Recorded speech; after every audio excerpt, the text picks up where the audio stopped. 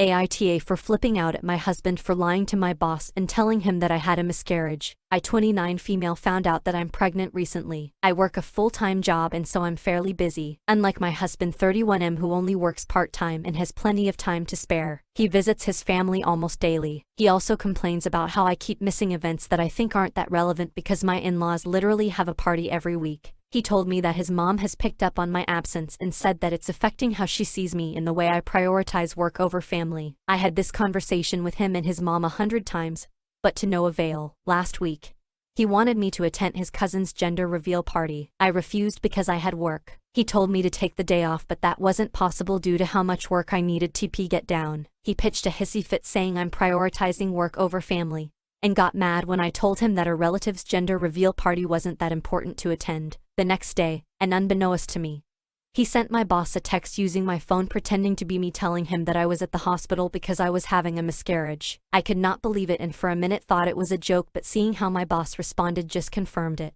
My boss didn't even know I was pregnant, and I didn't want to tell him or the others till later on. I was seething. I shouted for my husband to come into the room and explain what the hell was going on. He told me he did that as a desperate attempt to get me to get some time off work and actually focus on what matters. I flipped the fuck out at him and told him that this was my livelihood he was trying to mess with, but he said I basically made him resort to this, and that he wouldn't have to lie if I actually made some time to see and interact with his family and show them back the respect they keep showing me. I yelled at him asking how I was going to deal with this ridiculous lie that he told my boss, and G told me that it was easy.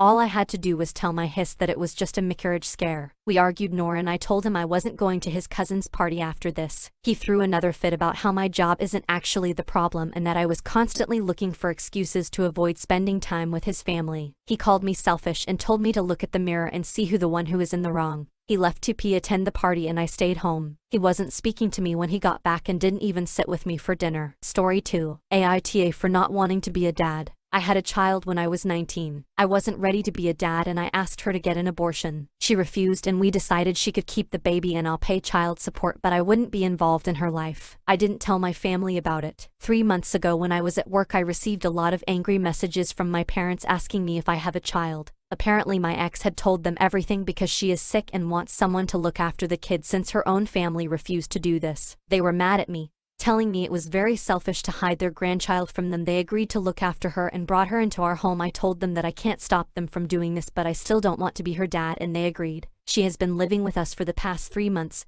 but everyone forgot about our agreement. 2 days ago my parents left her with me to go somewhere. I told them I don't want to babysit, but no one listened to me. As soon as they left she started coming into my bedroom with different excuses. I finally got annoyed and told her to go to her room and not to come out until her grandparents come home. My parents came back and freaked out when they found out. They called me an off for being a horrible dad, but I never wanted to be a dad and I made it clear several times. AITA. Story 3. AITA for bringing up the past. My husband and I have been married for 16 years. He always wants me to be a SOM and I did try for 3 years between 2015 to 2018. But being a SOM took a toll on my mental health so much that I got back to work. I have to travel for my job. It was not a demanding job otherwise and the schedule is pretty flexible. We have a 14-year and 5-year. On weekdays my mom stay at our house to babysit. My husband doesn't like the fact that I have to travel and always making remarks that I don't fully do my job as a mother. He says that while he tolerate that I have a job, I really don't have to since he can provide for us. It really gets on my nerve because when my first kid was still a newborn my husband often went on vacations with his friends and left me to take care of the baby. I never told him no back then because I felt that he needed the experience. And I didn't particularly care to travel back then, so I told him that he doesn't get to guilt trip me from my work travel while he basically abandoned me and our baby and vacationing with his friends. And I never made it an issue. He said I was ought to bring up something that happened more than a decade ago. I really didn't care back then, but I just want him to know that he put me in a hot seat for a sin that he also did but never had the consequences. So, AITA.